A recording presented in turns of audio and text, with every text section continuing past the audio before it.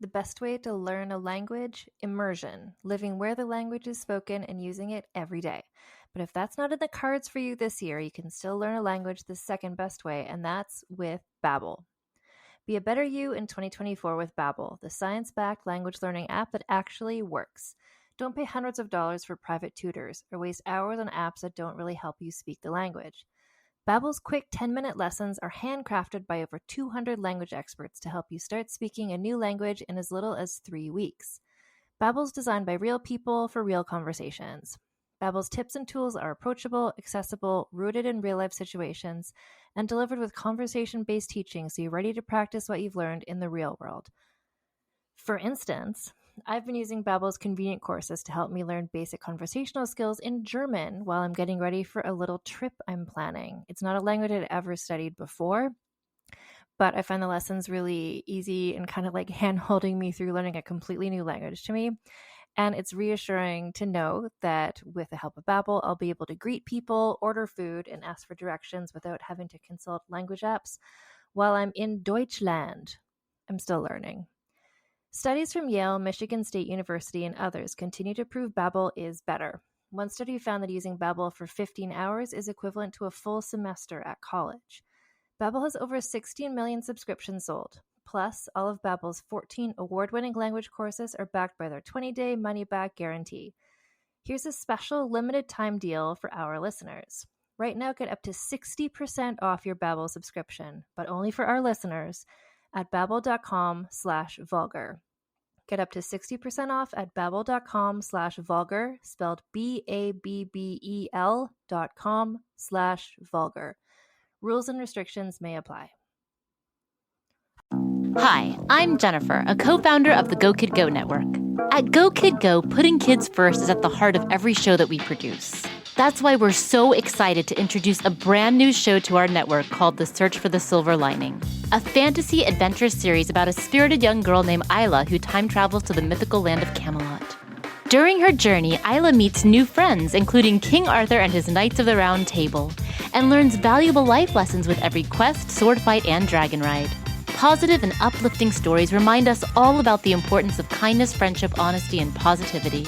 Join me and an all-star cast of actors including Liam Neeson, Emily Blunt, Kristen Bell, Chris Hemsworth, among many others, in welcoming the Search for the Silver Lining podcast to the Go Kid Go network by listening today. Look for the Search for the Silver Lining on Spotify, Apple, or wherever you get your podcasts. Hey, it's Caitlin Bailey here. I am the founder and executive director of Old Pros and the host of the Oldest Profession podcast. If you support sex worker rights, then learn more about our history. The Oldest Profession podcast reminds listeners that sex workers have always been a part of the story. Every episode focuses on an old pro from history, contextualizing that figure in their own time and connecting their story to the ongoing struggle for sex worker rights. Episodes of the podcast are available on all streaming platforms, and you can always get more information about our sources and subjects by visiting our website, oldprosonline.org. I'm in the oldest profession now.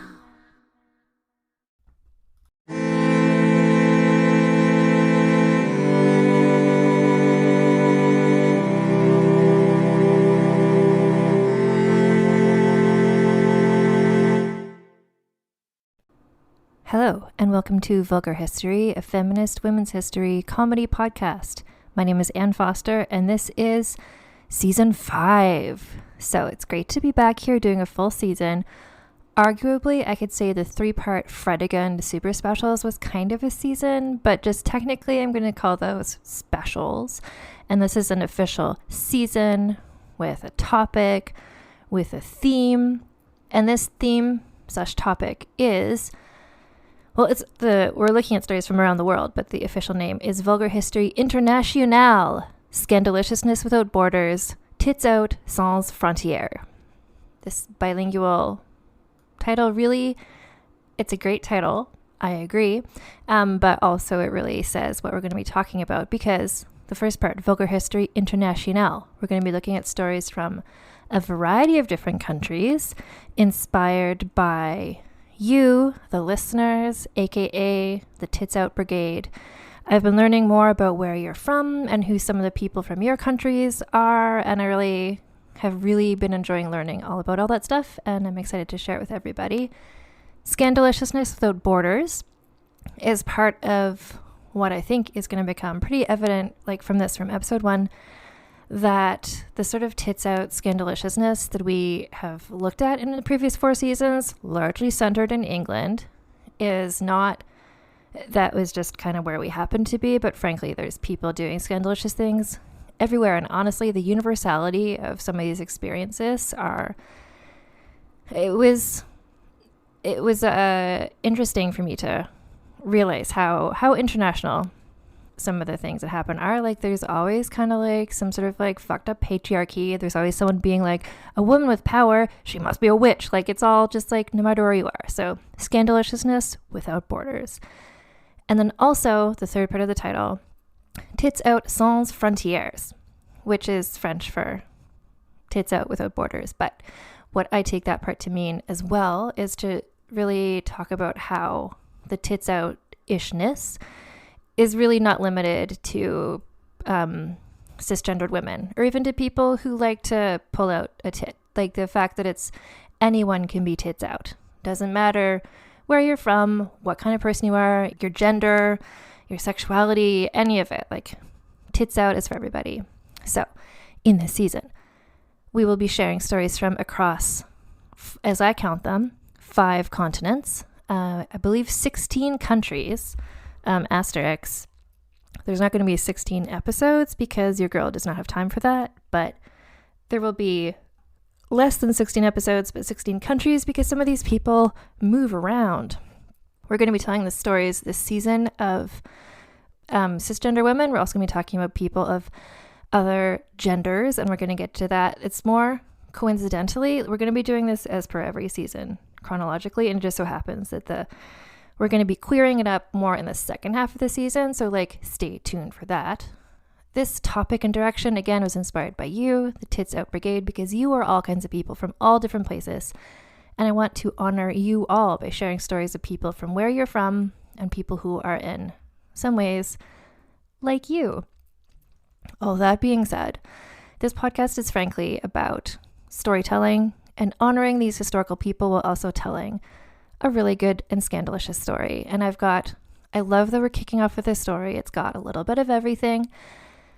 I did fill this out, but I forget now. So I made a Vulgar History bingo sheet. You can find it. It's on the Vulgar History Instagram, which is Instagram at Vulgar History Pod. I think I also put it on the Twitter, and I think it's for sure on the Patreon, patreon.com/AnnFosterWriter. Anyway, again, with the help of the Tits Out Brigade, I made this bingo sheet of just things that happen a lot in these episodes. And I feel like I don't know if I got a bingo. I want you to play along if you feel like that and tell me how you do. I don't know if I got a bingo when I was just kind of doing it from memory, but we've definitely got at least like 6 to 7 bingo squares crossed off here. So it's really a great Vulgar History story. And this is someone I never had heard of. I don't know if I would have heard of this person except for Tits Out Brigade member Simran suggested this person. And when I started researching, I was just like, oh, hell yeah, this is great. And then I got some help as well from Tits Out Brigade member Chloe, who helped suggest some resources for me to read and answered some of my questions. So we're kicking off this internationàle season with an iconic queen that maybe you haven't heard of either, but you're about to, and it is Rani Didda of Kashmir. So references. And these are all in the show notes as well, as per ever. So I read a bunch of stuff about her, as much as I could find. Frankly, not a lot, but honestly, that's like part of this show, is finding people who sound so cool, and yet there's not a full-length biography of them. Anyway, so I read a piece from feminismindia.com, swarajyamagazine.com, livehistoryindia.com, kashmirblogs.wordpress.com, as well as some books, which are all listed in the show notes as well. So where does this take place? Well, the story takes place in the 10th century in the kingdom of Kashmir, where this is on a current map. And there's a lot of current events happening in Kashmir. In the 10th century, the kingdom of Kashmir was in around the same place as the contemporary region known as Kashmir. still is. So to locate us, I'll put a map on Instagram too, I think, just so everybody can really get the visual. So we're in South Asia, and where the kingdom was, it's in the Himalayan mountains. And so where the kingdom was now, I don't know how to describe this. It's like where the kingdom was is now, if you look at a map today, it's part of modern day India, modern day Pakistan, modern day Tibet, modern day Afghanistan, and modern day China. And that's all kind of, I'm saying when you look at a map, because that's what a map will say, but people from those countries might say something different. It's a place that is very much under a lot of conflict about what country is it in. But we're looking at the 10th century, and what country it was in doesn't matter. It was the kingdom of Kashmir in the mountains, beautiful valleys, lakes, and rivers, lots of farming going on. And so this is, again, where we find just kind of commonalities between this and other stories. And I'm going to, because I'm coming at this from my, like, having mostly studied Western Europe brain. Like, when I make a connection, I'm like, oh, it's like this, and like other stories. So having listened to other episodes of the podcast, I'm going to try and relate it back to other episodes. So you'll kind of see what the connections are that I'm thinking of. So like when we looked at, for instance, the story of iconic Fredegund, which was in kind of modern day France, but it was like the Frankish kingdoms. It was like Neustria, and I forget the names of the other ones, but so it's the same sort of thing. So there's the kingdom of Kashmir, and all around it are all other little kingdoms, and the kingdoms are all kind of like sometimes in alliance with each other and sometimes at war with each other. Each has its own king. So a similar sort of situation. Also in this place and time, 10th century kingdom of Kashmir. The dominant religion was Hinduism, although there were also strong Buddhist influences. The language that everybody was speaking, I think, well, the people in the story who are royal people, was Sanskrit. And so I will be using Sanskrit words on occasion in the story where they make sense, like where that word is just the best word rather than choosing kind of an English word that doesn't mean quite the same thing. For instance, the name of this woman, Rani Didda. So her name is Didda, that's her name. And Rani is a Sanskrit title that means basically queen, but she was a Rani. That was her thing. So it's like how in the Doña Ana eye patch, it's like she was a lady, but we say Doña because that's like how Spanish people did it. So Rani Didda. So a bit more background stuff, just because you need to know who recorded the story of Didda, because unlike I think in any other episode, like this writer is going to come up, and that's because he's the only person who wrote about her. Other people have since, but it's all based on his writing. So this was a guy named Kalhana. So he also lived in Kashmir, but like 200 years later, after the events of Didda's life, and he decided to write a chronicle about all of the history of Kashmir. And this is in a work that is called, I wrote down the pronunciation for myself, Rajatarangini is the name of the chronicle. So it's literally the only source there is about the life of Didda. So we're relying on Kalhana's work exclusively. And that work is obviously written in Sanskrit. So I'm personally relying on the resources I mentioned and the books in the show notes, who are people who interpreted that. And then I read those English language sources because I am a basic bitch who only speaks English. So the thing with Kalhana is I feel like we can trust him. Like so often with these sources, who is the one who wrote the mean things about Cleopatra? Like sometimes it's like the only person who wrote about them was their like arch enemy. Oh, that's the Fredegund thing, right? Because it was all that guy who like Brunhilde. Anyway, so I'm skeptical sometimes when there's just one source about a woman. But the thing with Kalhana is that his work is known to be like brutally honest, to the point that scholars are like, what was this guy about? Like usually these chronicles were paid for by the kings, and so the people writing the chronicles had to be really nice about past monarchs because those were maybe like the ancestors of the current king. But Kalhana, I'm gonna say, and this is like our tits out sans frontières, he was just like tits out in his writing. He was just like, here's what fucking happened. Like I'm just gonna tell you the truth. Like I'm not gonna spin it. Like here's what we know. So Kalhana, he's gonna be kind of like a supporting character in this story. So Kalhana truly gave zero fucks and seemingly told the truth. And so I appreciate that about him.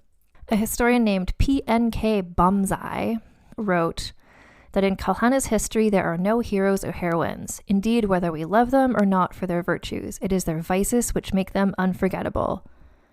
And with that in mind, Rani Didda.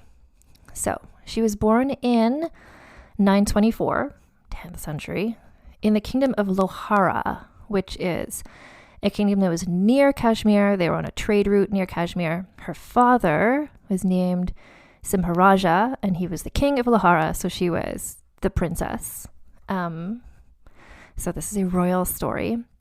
So not only was she a princess because her father was a king, but also she was the granddaughter on her mother's side of Bhima Deva Shahi, who was one of the Shahi family of Kabul. So the Shahis, this is super important. They were a dynasty that held sway over this whole region at this time. They were a Hindu family. The Shahis were just like, I don't know who's a contemporary comparison or even one from a previous episode. It's kind of like, maybe it's like the Queen Margot episode. It's like her mother was Catherine de Medici. So like the Medicis were about it. Anyway, the Shahis were just like, being the granddaughter of them meant that she was not just powerful as being the king's daughter, but the granddaughter of like these super powerful, influential people. Kalhana doesn't write anything about Didda's youth or young childhood because Kalhana wanted to get to the good stuff, and so am I. What we do know about Didda, though, is that she, I think from early on, had some sort of physical disability in her legs. So we know this because Kalhana refers to her with a Sanskrit word, charanhina, which means footless, effectively. So she had some sort of leg/foot issue, something that affected her walking. So maybe polio, I don't know, maybe just like a club foot. Like she had some sort of physical disability. She could walk, but she also had a woman, I don't know if this is a servant, I'm assuming this is a servant or like a lady in waiting situation. It was not, I don't know, maybe it's a hired staff member. I do not know. But there's a woman called Velga who would carry her around. One detail that Kalhana tells us is that Velga would also carry Didda in running competitions, which is fascinating to me. First of all, what was his competition? Second of all, how fast did Velga run? Third of all, like, I assume Didda won.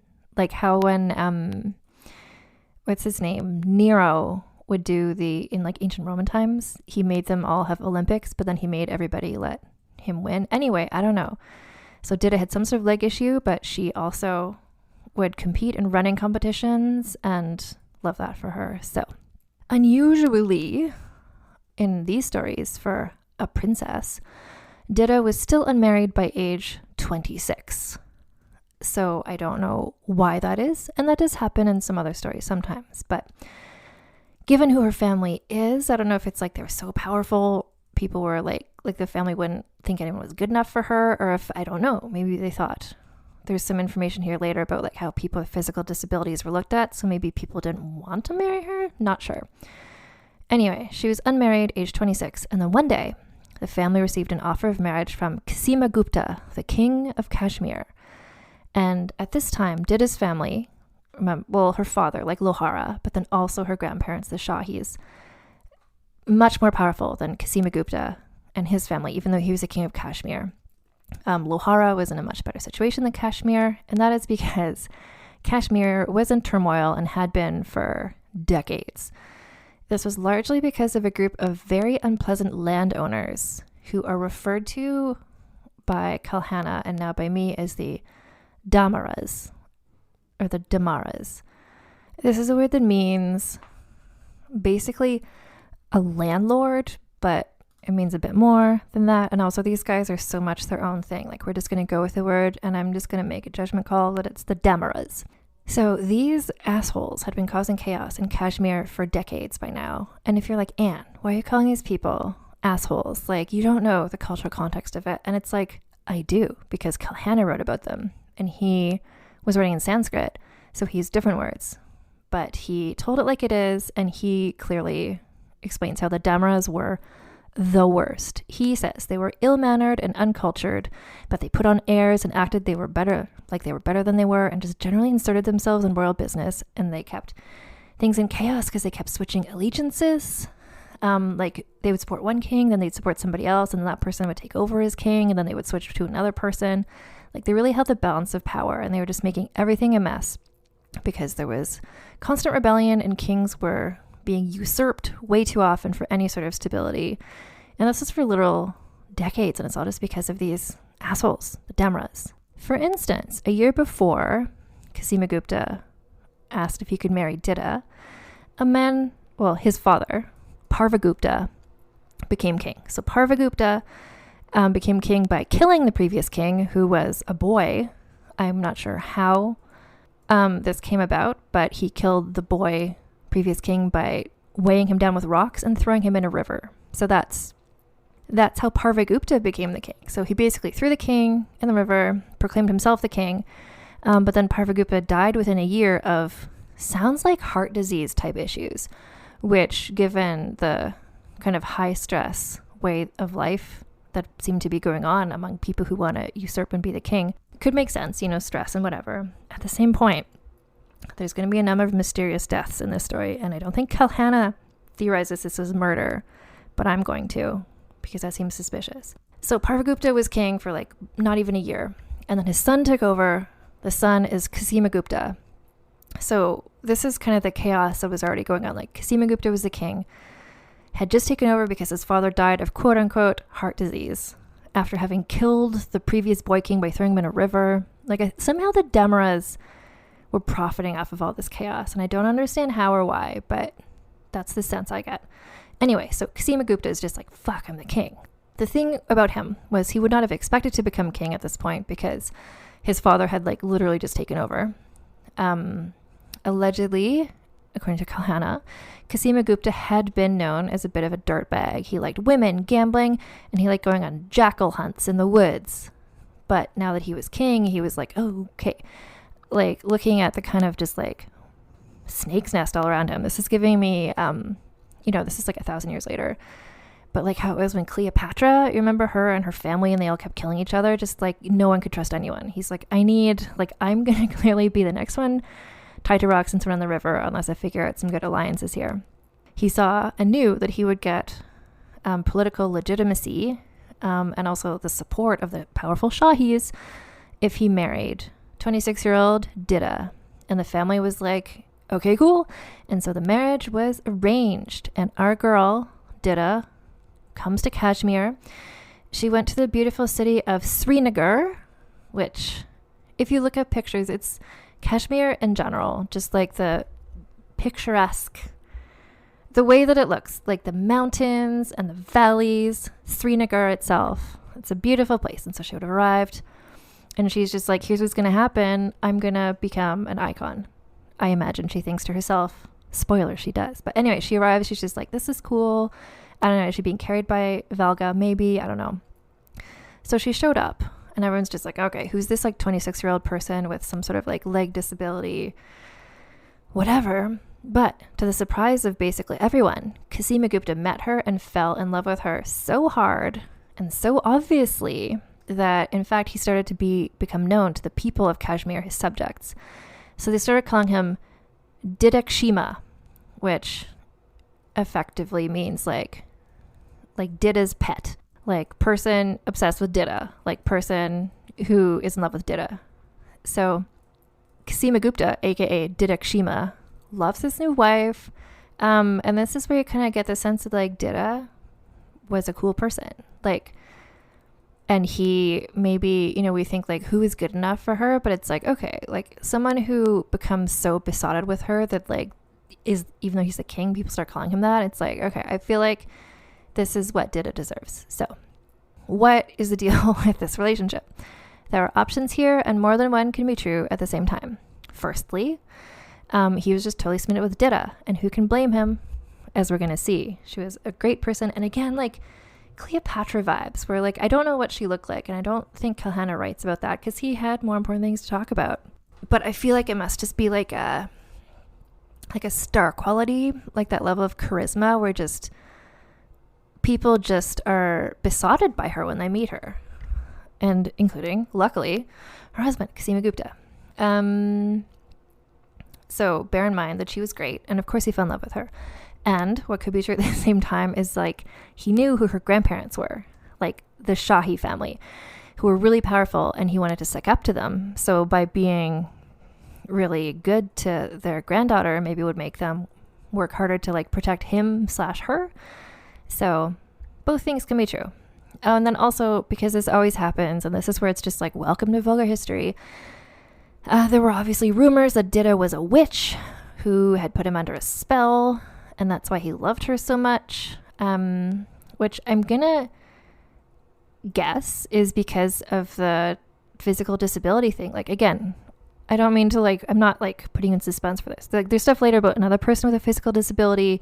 Actually, no, someone who was from before. We're going to have a flashback moment in a bit.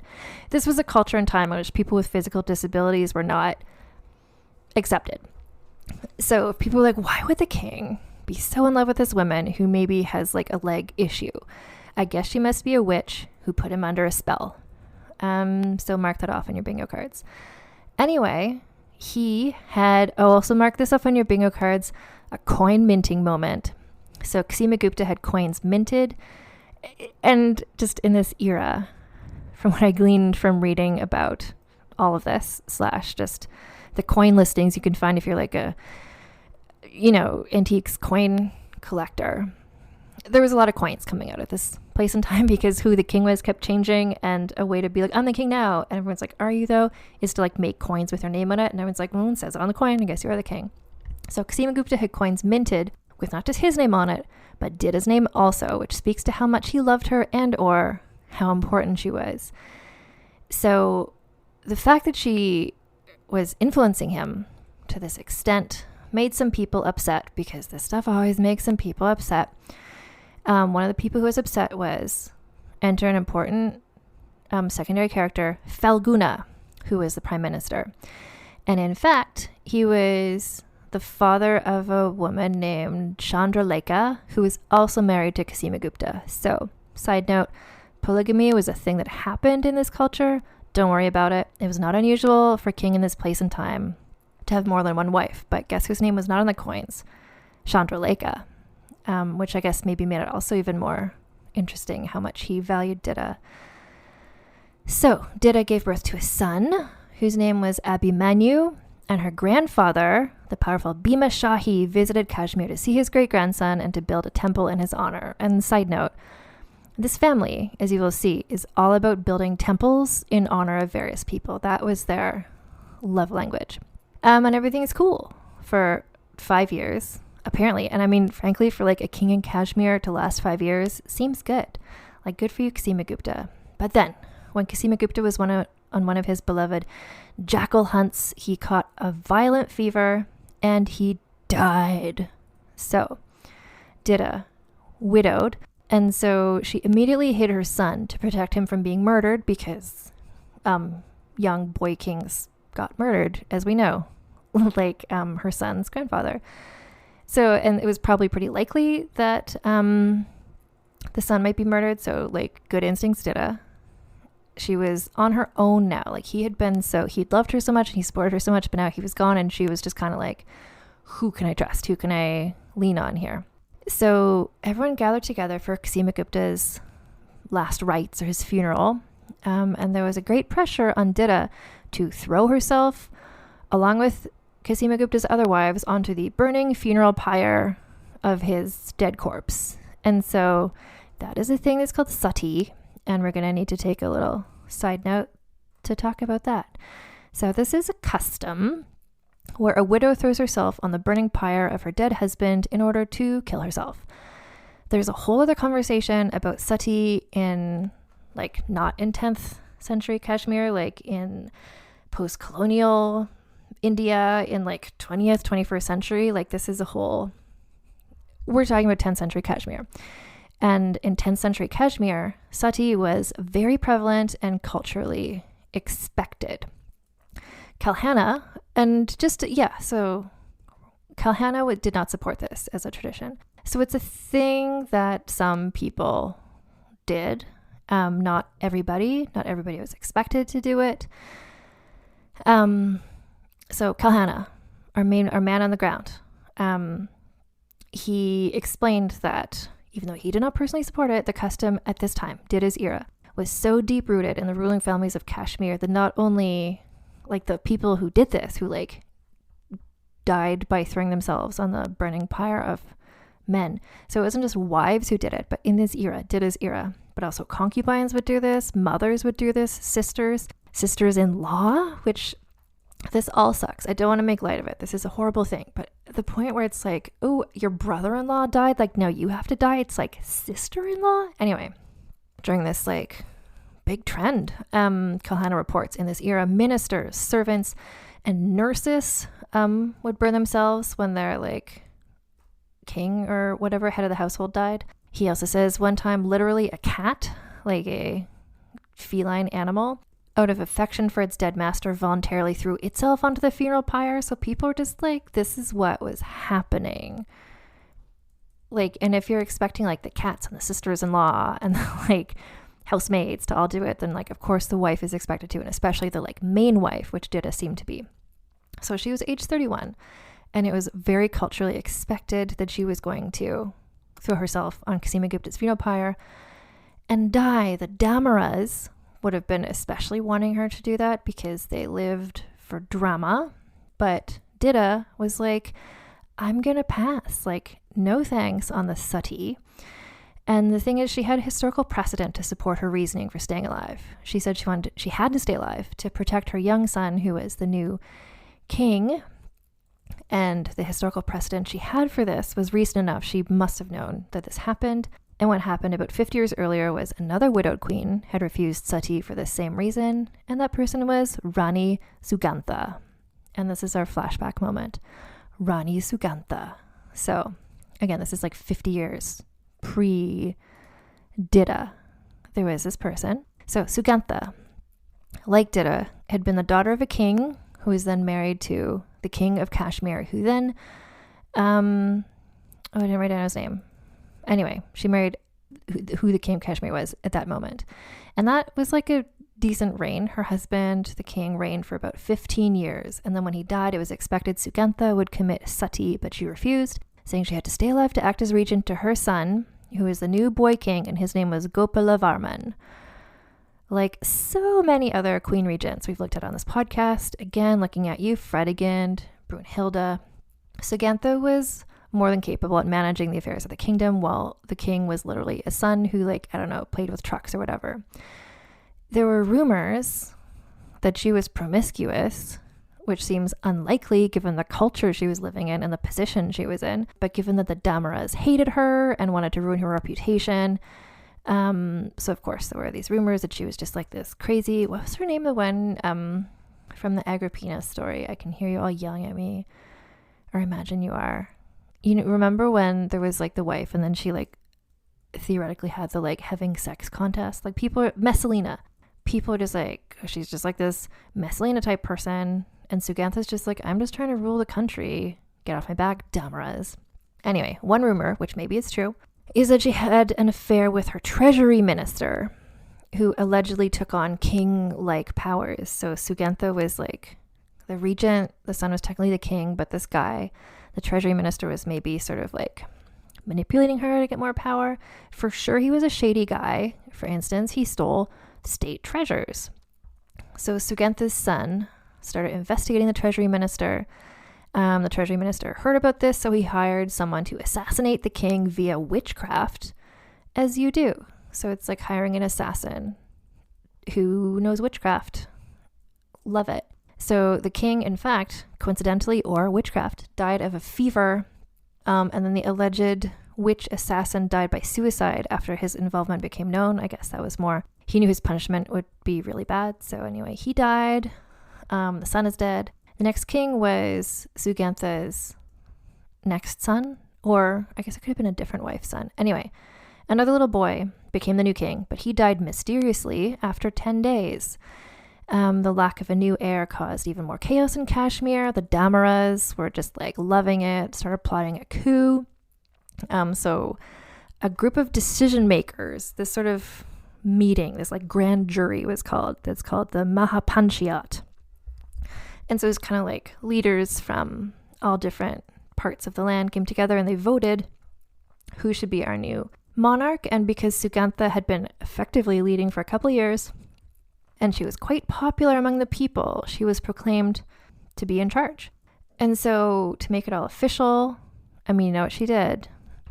Coin minting. So she had coins minted that say Sri Sukanta Diva. So unlike the title Rani, which is always applied to women and is a political title meaning queen, Sri, the prefix, is a religious term usually given to saints and gurus and almost never to a woman. So by putting Sri Sukanta Diva on the coins, she was making it clear that she was not just the king's mother or the king's wife, but basically the king.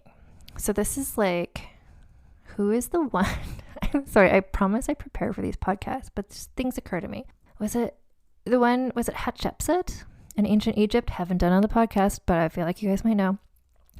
Who wore the like sticky on like beard because she's like, yeah, I'm a woman, but I'm also the king.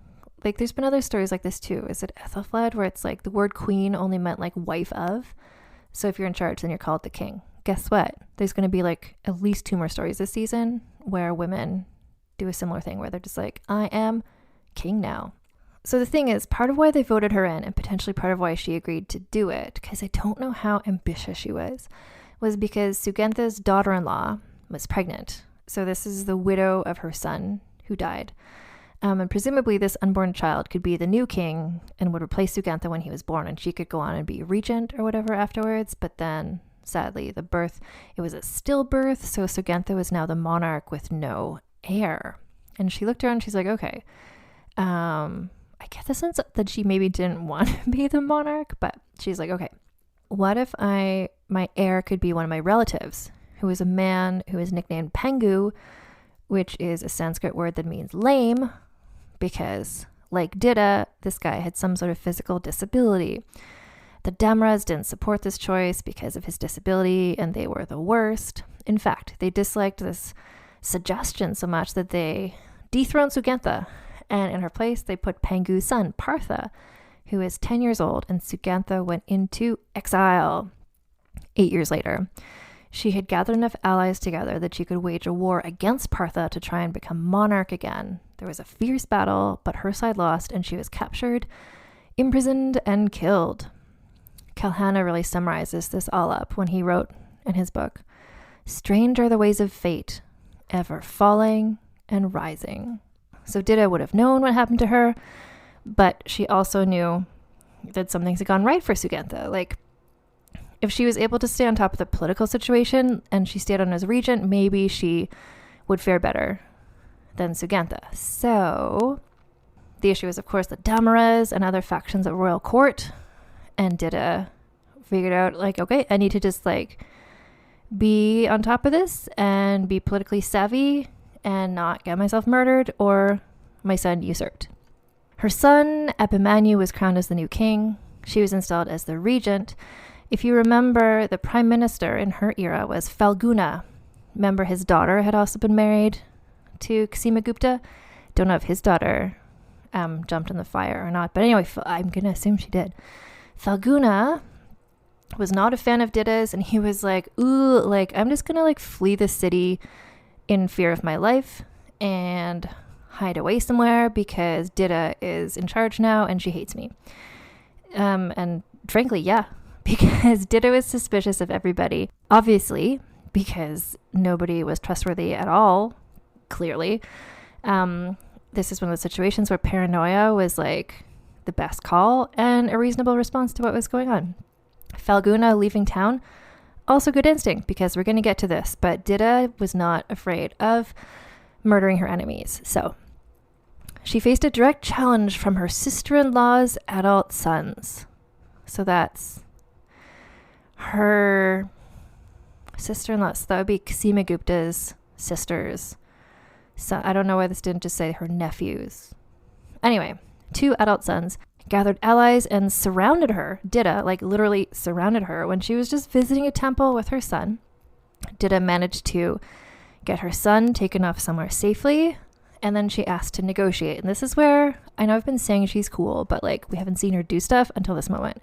So she was just like, okay, angry mob who wants to, like, usurp and or murder me, like, let's just talk this through. So she did have a helper with her, was I think it's her prime minister, who was a person named Naravahana, who was very loyal to her. Smart. During the negotiations, she and he managed to get everyone to calm down through a combination of just like being like, that sucks, I'm so sorry for you, / also bribing some others where like empathy didn't really work. And then after this, she ruthlessly had many of the rebels killed, including the nephews, but she forgave some others who she thought would be of use to her. So we're going to see this in action several times, where Didda is just like in a situation and she's like, okay, who can I get to switch sides to my side? And some people will do that through bribery. Some people will do that just through like emotional manipulation. And then whoever's left, she's just like, and I'm going to murder the rest, because guess what? If I don't do that, they will murder me. So this is like, again, like a Cleopatra type situation where it's just like, or Fredegonde too, right? Where it's just like, she did what she did to survive and stay in power. And this is what she had to do. And guess what? She survived and stayed in power. So, goal achieved. One of the people who she forgave in this instance, one of the rebels who she was just like, okay, if I forgive you, will you like be on my side? And he was like, yes. Was a warrior named Yashodhara. But he later started a revolt against her because he was mad this one time when he returned from a successful war mission and she didn't thank him enough or something like that. Like, get over yourself. The Damaras, who live for drama, joined with him against her because they're just like flippy flopping around, like who they're going to be on what side. Because like the worst, like these, fucking hate these guys. So this was, thus far, the toughest revolt that Didda faced, but she managed to suppress it with the help of her pal Naravahana and another minister named Raka. And again, with her just kind of like ruthlessness, like the rebels and their relatives were all brutally killed. And like, frankly, in this situation, if you want people to stop rebelling against you, that is what she saw she had to do. Kalhana wrote about this victory. He's such a good writer. The lame queen, whom no one had thought capable of stepping over a cow's footprint, got over the host of her enemies, just as Hanuman got over the ocean. So just to fully understand this, if you're not familiar with the story of Hanuman and the ocean, so Hanuman is a Hindu god and one of the important monkey god. One of the important things he did is he flew over the ocean. To do this, he increased in size and with a great roar leapt up to the skies. As his gigantic shadow fell on the waters of the ocean, nature rose to help him. The sun reduced its heat, the moon showered its bright light, and the wind helped keep him afloat. So when Kalhana compares Didda to Hanuman, it's not just being like, oh yeah, she like got over her enemies so easily, good for her. He's saying like, no, like he was comparing her to like a god who did something amazing, and she was an icon who continued to do amazing things. This section of my notes I call Didda Continues Being Great. So she was still mistrustful of everyone. Obviously, why would she suddenly not be? Like, this had kept her alive to this point. She started to get concerned when her right-hand man, Naravahana, started becoming more powerful and important. She's like, is he going to betray me? So she did kind of her version of ghosting him, which in 10th century Kashmir was she just started favoring other courtiers. And this is part of the reason why Didda is sometimes called, what is she called? It's like, people compare her to Catherine the Great.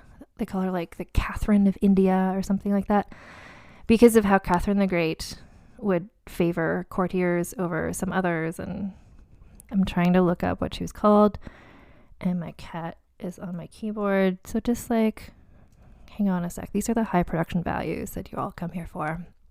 Yeah, she's called the Catherine of Kashmir, aka the Witch Queen.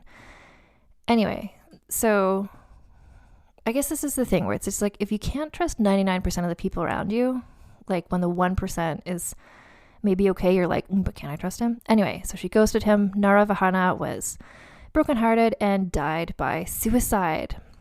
Shortly after that, her other main minister, Raka, also died, not sure of what.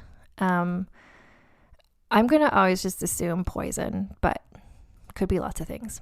Anyway, so she was left without a man. And this isn't like, Didda is a strong, independent woman, obviously, but like when you're in this extremely misogynistic situation. Well, I don't know if it's misogynistic, but she was in a situation where like women in power were not a normal thing, and there's a lot of men around who want to take rid of her. Like she needed like a man helper. So, and she knew that without a man by her side, the Damaras would unite against her, like because they would take any excuse. So she was just like, who can be my helper? And then, you'll never believe this, I love this as a twist. So do you remember in the story of Margaret of Anjou? Remember when Margaret of Anjou was like enemies with Warwick, but then later she like teamed up with Warwick when Warwick got mad at the king? This is just like that. Because Didda was just like, who can be my like guy who's my right-hand guy, my guy Friday? And she's like, you know who it's going to be? Falguna, the previous prime minister who like fled town, who like literally fled town when she gained power because he knew she would kill him. She's like, what if I get Falguna? Because the Damaras like him, like he knows everybody, he's like been prime minister. So she summoned him back to town, which I feel like was probably a pretty intense situation. I'm picturing him like living off the grid, like Dexter in the finale, the first finale of Dexter, just like lumberjack. Like anyway, he came back to town. He's just like they're like, Didda wants you to be prime minister again. He's like, or does she want to murder me? But anyway, he came back, and guess what? He was a great helper to her. He persuaded the Damaras to cool off. She made a good call. This is one of the things she was good at, was choosing who would be her good lieutenants. But then her son Abhimanyu, aged 22, died. I did not write down of what, but we're going to guess it's 50-50, either some sort of plague or murder. Anyway, he's dead. His heir, he was 22, so he had a son. His son was called Nandagupta, who was crowned the new child king, but because Nandagupta was a child, Didda continued on as regent in that very Brunhilde sort of manner. But she's obviously very upset about her son's death. And she spent a year just like in her grief, just like commissioning buildings, because that is the Shahi way she built. So her son was called Abhimanyu. So she built a temple and a town named after him. She also built a temple and a town named after her. And then another temple named after her. This is now called the Didmar area of Srinagar.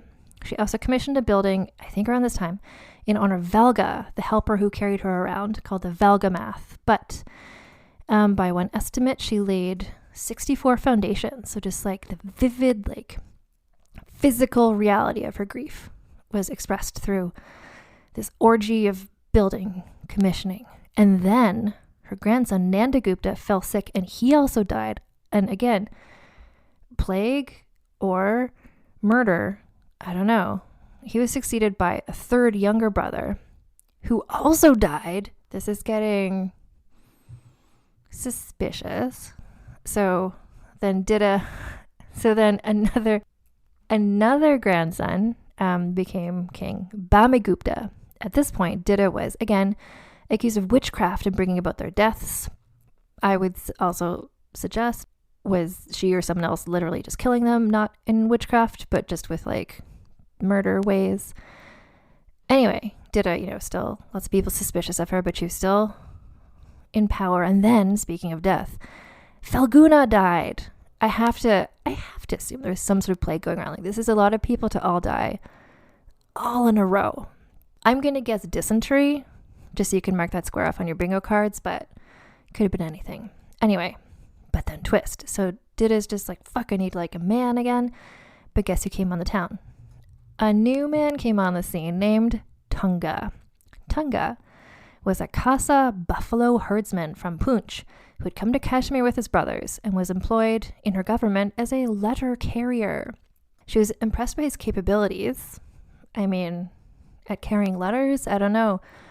I have to assume he was also really hot.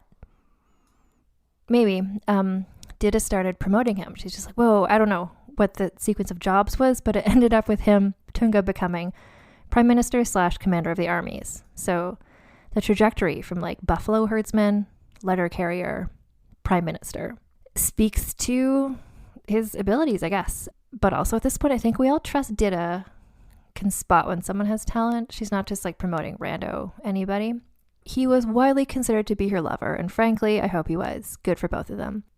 Meanwhile, the king was her grandson Bhima Gupta, who was getting close to being an adult, and he was getting more interested in like administration and like didn't want Didda to be like doing all the work all the time. And then just as he started to be like, I want to like emancipate myself from Didda, he died in mysterious circumstances.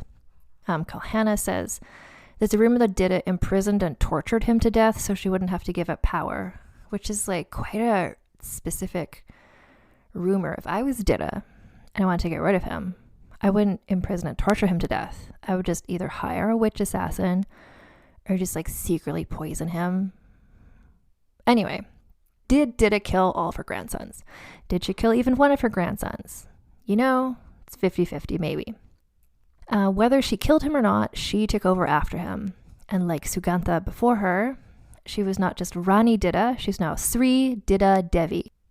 And had the coins minted to prove it. That's right. This is a 3 coin minting moment episode. And then, for the next 22 years, she continued on as ruler. I love this as just like how much stuff happened like every day for the last little bit. And then it's like, and then 22 years, everything was fine. And honestly, like the world we are all living in right now, I would love nothing more than for the next part of my personal biography to be like, and then for the next 22 years, like nothing interesting happened. I would love that for all of us. But I mean, I'm sure lots of interesting things happened. Didda quashed rebellions by using her standard combination of bribes, murdering people. She did what she had to do, but I think she would just get more and more powerful the longer she was in power, right? And that would make people less likely to rebel against her, you would think. In this instance, I think that's true. But there's some other people this season where you would think, but then in fact, when the woman in power got older, that made people more bold. Anyway, Kalhana writes about this 22-year period. So, those treacherous ministers who for 60 years had robbed kings from King Gopala to Abhimanyu of their dignity, lives, and riches were quickly exterminated by the energy of Queen Didda. Things had been so chaotic in Kashmir for so long, 60 years, according to Kalhana. And then Didda was just like, here's what's going on. I'm going to just like clean this place up. And that is what she did. Don't want to lose sight of the fact that it was still very unusual to have a woman ruler in this time and place. Like, although, like there had been Sugantha and another female ruler before her, which is more than a lot of other regions of the world had had by then. This is still very rare and unusual. So, and like the culture of this era. So for instance, there's an epic called the Mahabharata, which is a famous Sanskrit epic that had been written about 600 years before this. And it said, the country where a woman, a child, or a gambler rules sinks helplessly as a stone raft in the river. So the fact that these rulers had been all like little boys with her as the regent was kind of not. This is like the sort of stuff the Damaras would be like, yeah, this book says this, so women should be a ruler, etc. And yet, Didda brought about a period of stability Kashmir had not seen in generations because she was good at her job. And her buffalo herding lover was right by her side, Tunga, being her prime minister, helping to take down potential rebellions, because remember, he was also captain of the army. What couldn't this guy do? He was the Jungkook of this era. He was her golden maknae. I didn't mention, but in hiatus between seasons, I've become really into BTS. Anyway, Didda had no literal heirs left because of the mysterious deaths of all 3 of her grandsons. So she had to choose an heir. And unlike Sugantha, she wasn't just like, how about this one person? And the Damaras like, get rid of her. She's like, here's what I'm going to do. And it's a great story. So she called for many boys from her maternal family, the Shahis, like the more powerful family. She called for all the boys from the Shahi side of the family and placed a heap of fruit in front of them. And she said, whoever picks up the most pieces of fruit will be my heir. Most of the boys started just grabbing the fruit and fighting with one another. But at the end of it, her brother's son, Samgramaja, had the most pieces of fruit without actually engaging in any physical fighting. He had managed to incite the other boys to fight while he calmly gathered up the booty, which honestly is a good way to choose an heir. And honestly, like, good choice. So she was impressed by his political acumen and declared him her heir. But then she made Samgramaraja and Tunga swear a holy oath that they would work with each other even after she died. And they all worked together as just kind of this little team. And Didda just kept being Rani Didda until she died at age 79 in the year 1003. Like, she was never usurped. Nobody took that away from her. She kept on. And after her death, true to their word, Tunga and Samgramaraja continued on. They worked well together. They continued on the stability she had created, which lasted for another 20 years. In fact, Samgramaraja was one of the only kings in Indian history to beat back Mahmud of Ghazni, who attacked Kashmir twice. And Samgramaraja was able to do that because he had this strong army and administration created by Didda. Legacy. So, despite her gender, despite her leg issue, Didda was able to rule Kashmir with an iron fist for more than 4 decades. Her rule represents the peak of, unfortunately, represents the peak of women's power in Kashmir. Like, there wasn't really another Didda level in Kashmir history after her. And yeah, it was a sort of situation where it's like she was the person, the right characteristics at this time to succeed, where so many other people wouldn't have, in the face of great odds. So her political survival skills were tremendous.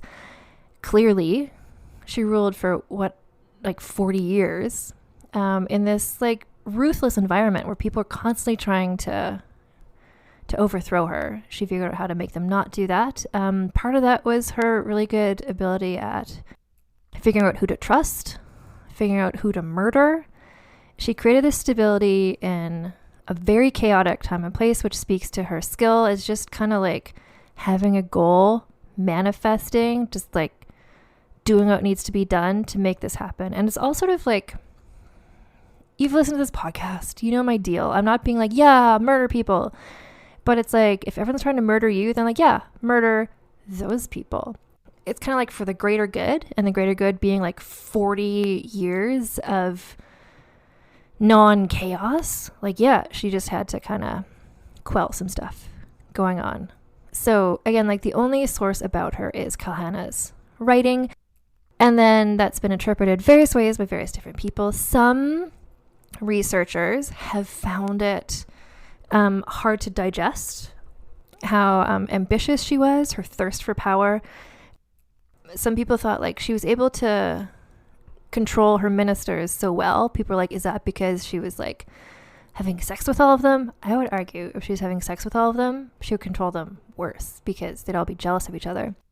So some people were just like, oh, but it's the same thing. It's like when people weren't calling her in her day, like, oh, is she a witch? Like, people listen to her and she's a woman. Then researchers were like, oh, people listen to her, so she must have just been like really sexy. And it's like the Cleopatra thing all over again. Like, get over it. She was just awesome and a legend. We stan.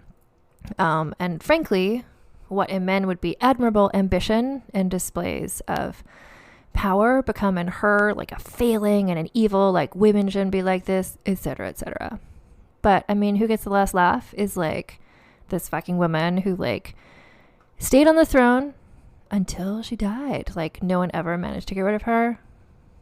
I love her. So it's time to give her, oh, before we get to the score, there's a new little section. So if you've been following the Instagram stories, which is kind of where a lot of / all of my sort of interaction has been lately with you, the Tits Out Brigade, in preparing this season, I came across some people who I thought were good, helpful people. So often these stories are about like a woman or a person who is just like all on their own and they have to figure it all out themselves and everyone's betraying and being terrible to them. But sometimes a person is good and helpful. And so I'm not going to have this in every episode, God knows. But in some episodes, I will bestow the Lady Jane Seymour Memorial Award for Outstanding Supporting Performance. Lady Jane Seymour, just to remind you, not the one who married King Henry VIII, Lady Jane Seymour, was the best friend of Catherine Gray, and she was the one who helped Catherine Gray send the sexy letters back and forth with Ned. She was the one who like helped arrange the super secret sexy wedding. I believe Lady Jane Seymour was the one who like literally ran outside, grabbed a priest, dragged him inside, and made him do the super secret sexy wedding. Like, above and beyond. Lady Jane Seymour, like BFF Hall of Fame, but also she's now the namesake for the Lady Jane Seymour Memorial Award for Outstanding Supporting Performance. Now, I've only thought of one other person besides her who would get it, and that is Thomas Keyes, who was the husband of Lady Mary Grey. Remember, she was very short and he was very tall. And then he was put in the little jail cell and his arms and legs were too long and he was so uncomfortable. And all he wanted to do was love her. Anyway, he gets that too because I don't know exactly what the qualifications are for this, but it's basically like you need to be like supportive of the main character of the podcast and also like go to your deathbed never having betrayed them. So, Lady Jane Seymour, Thomas Keyes, and I am going to include Tunga in here as well because he just came on the scene. Didda saw his potential. He lived up to that potential. He swore an oath to always be, to work with her heir. And then he did. Like, Tunga, I feel like, was there for her in a way that I really appreciate. So, Thomas Keyes, Tunga, well done. Kasima Gupta, I considered, but he wasn't in the story long enough to really do anything, but I do appreciate that he loved her so much and put her on coins. That really set her up for success later on. So, now it's time for the Fredegund Memorial Scandaliciousness Scale. The first category is Scandaliciousness. So, this is often, like, did somebody have secret sexy affairs? Did somebody have secret scandals? Was there espionage involved? Was there, that level of stuff? And with Didda, it's like, we don't know. Like, there's one source, it's Kalhana, who, like, tells it like it is. Big fan of Kalhana. But, like, did she have affairs? Maybe. Did she murder all of her grandsons with witchcraft? Like, potentially. But, like, we don't know that she did. So, like, that's not... And honestly, in terms of scandaliciousness, like, you'd have to do more than that to get a 10 in scandaliciousness. I'm going to give her, respectfully, given that I think a lot of the rumors about her were not true, even though I do think being called the Witch Queen is cool, I'm going to give her a 6 for scandaliciousness because it's not... There's a potential that some scandaliciousness was there, but, we don't know that she did it for sure. Scheminess in some of the stories, that's just like, did this person like scheme their way through like, royal court with gossip reasons? But for Didda and for other people who like Fredegund, like people who are literal queens, like her schemes are also, it's like her ambitions and her plans and like what did she do? And so all the stuff, like the fact that the people surrounded her and her son and they're like, we want to be king now, and she's like, but do you? And then she like used her words / her money to convince and bribe them to not rebel against her, and then she killed all the people too. Like, I am comfortable giving her a very high score in scheminess because had she not had a high level of scheminess, she would not have reigned for as long as she did in the situation she was in. I'm gonna give her 9.5 for scheminess. What's keeping it from a 10 is just like and this isn't her fault, and this is not Kalhana's fault, but there's just not enough examples of specific things she did to give her a full 10. But 9.5, admirable score. Her significance, and this season especially, like I'm looking at regions of the world that I have not studied before up until now, so I don't know enough about that region and the history of the Kashmir region / India / the Himalayas, like to be able to say like what is the effect of her reign in today's world. But what I will say is what was the effect of her reign in her world, which was monumental, I think, to go from 60 years of just chaos with the Damras, and she brought 40 years of stability is like highly significant than the fact that because of the infrastructure she had set up, her heir was able to stop those invasions. Like, this is a long time ago, so I'm not going to like, where in the world is there somebody who like was a king in the 10th century and like literally the effects are still being felt? I don't know, maybe someone. I feel her significance was very good. I'm going to give her a 7.5 for significance. I don't know, you know what, because there's still like that part of the town that's called like Didda something, like she built all those buildings, the buildings that are significant. 8. I'll give her an 8 for significance. The sexism bonus is the bonus points for how much did being a woman hold her back.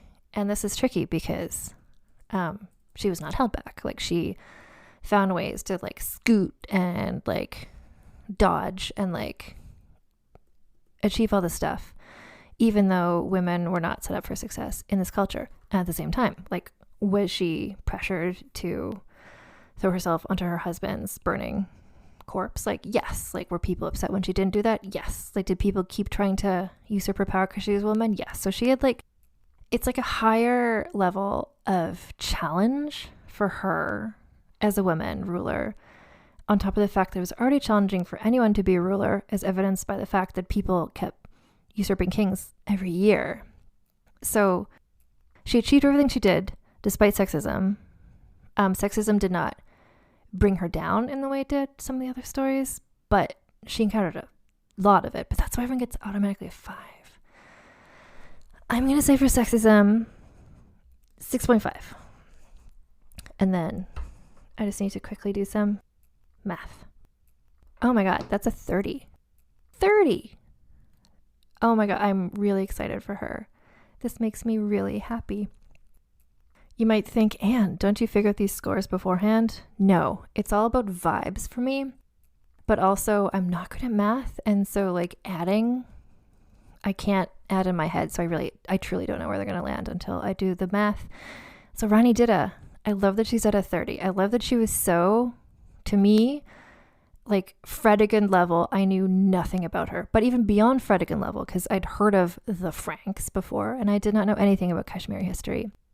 Rani Didda has a 30. So that's, let's see, who else has a 30? Empress Matilda has a 30. Juana, the first of Castile, has a 30. Does this cut her? Yeah, she's in the top 10. She's in the top 10. Like it's episode 1 of season 5 and we're already in top 10 territory. Like this season it's going to be a great season. The women and other people who are looking at this season, all of whom suggested by you, like you get it. Like the suggestions you've given me have been great. Like I've got a really long list of people to do in other later seasons. You know what I'm looking for and you're suggesting people who are incredible. So as evidenced by this. So again, just thank you to Simran from the Tits Out Brigade, honestly, who was just like, Didda would be great. And I'm like, you know what? An icon for all of us. So I also wanted to just say that the inspiration for this season of the show, Scandaliciousness Without Borders, Tits Out Sans Frontières, is my very silly tribute to a very real organization called Doctors Without Borders, Médecins Sans Frontières. This is a worldwide movement that provides medical assistance to people affected by conflict, epidemics, disasters, or exclusion from healthcare. Their actions are guided by medical ethics and the principles of impartiality, independence, and neutrality. So truly, without borders, they just go wherever medical help is needed. And they have worked, and I believe are still working, in places including Kashmir. So more than 1,000 years after Didda lived there, the region is today facing lots of really horrific violence and conflict. So you can visit their website at msf.org or click the link in today's show notes to learn more about Doctors Without Borders and or to donate to this organization. Speaking of websites, I have one now. You can go to vulgarhistory.com for show notes. I'll be putting up the references for every episode there, as well as links to the store. And there's also a contact button, so you can send me a message to suggest somebody who you think I would like to talk about on the podcast. And thank you to everybody who already has suggested people. Please know that I have an extremely long spreadsheet. And so if I haven't gotten to talking about the person you suggested, that doesn't mean I'll never do them. That just means there's a lot of names on the list, but I'm happy to add more names to the list. So please Yeah, you can contact me there or also send me DMs on Instagram. And the store also has been revitalized for season 5. So if you go to vulgarhistory.store, I'm going to be putting out, I don't know if there'll be like a new design per episode, but there's definitely at least one new one there so far, which is inspired by the overarching philosophy of this season. So there's a design there inspired by Tits Out Brigade member Kelly, and the slogan is Tits Out is for everybody. Another way to support me / this podcast is wherever you're listening to this podcast is to give it the 5-star rating and also put in a little review. And if you're listening to it on a platform where there's not a place to put a review, then like just go to iTunes, which is a place where you can do reviews, and just like put one there. Like it just really helps other people find out about the podcast. The podcast has obviously been doing amazing. Lots of people listening. I'm still blown away with how many people are listening and where you are in the world. But you know what? Like Didda, I'm never satisfied with this small ambition. Like I want to get Vulgar History to the top of the charts. So anyway, that really helps. And that's a thing you can do without spending any money at all. But if you want to spend money to help me also, there's the Patreon. So if you go to patreon.com/AnnFosterWriter, that's where you can pledge some monthly money. And in exchange, you get special benefits. Like you get early access to podcasts. I send out little email kind of newsletters every now and then. And then the main thing is if you pledge at the Glorianas level, which is $5 per month. Although I'm in Canada, it might be a different amount in your country. Equivalent Canadian $5 a month. You get the extra podcasts. That's what I do. So this asshole. So every month I do a podcast about some man who is terrible. I just did one last month about, or I forget when you're listening to this versus when I'm recording this. Recently I've done Henry VIII. And then I also did Aristotle. And also on Patreon, that's where you can get the Vulgar Piece Theater movie discussions with me, Lana Wood Johnson, and Allison Epstein. So far of those, we've done Shakespeare in Love. On the Patreon, there's Amadeus. And yeah, you can keep up with the podcast on the Instagram, Vulgar History Pod, Twitter at Vulgar History. And if for some reason you feel like you want to email me, you can by emailing vulgarhistorypod@gmail.com. And I'm so excited to be back. It's great to be. I was having so much fun researching. I was having so much fun like making my notes up. I'm having so much fun talking. So as per ever, I started this podcast in I think it was October 2019. So we had 1.5 seasons before it's hey, guess what? COVID. And so this has really been a thing that's keeping me more sane during COVID to have this to focus on. I hope it's bringing joy into your lives. And I started saying this a while ago, and I still wholeheartedly believe it because masks are good and make people not get sick. So I hope you're all keeping your masks on. I hope you're keeping your tits out, be that literal and or metaphorical and or both. I'll talk to you all next time. This is going to be a fun season, and yeah, talk soon.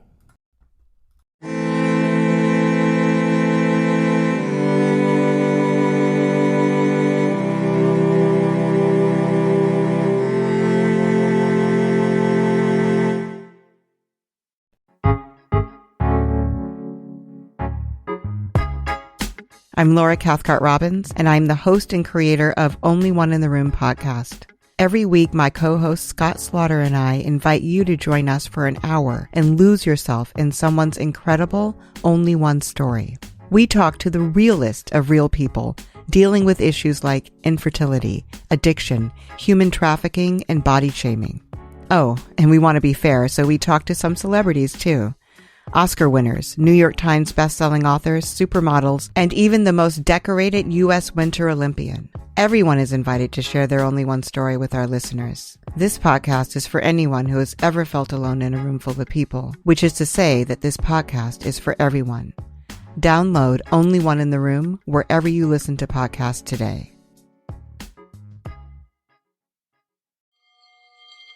Ah, the web tool.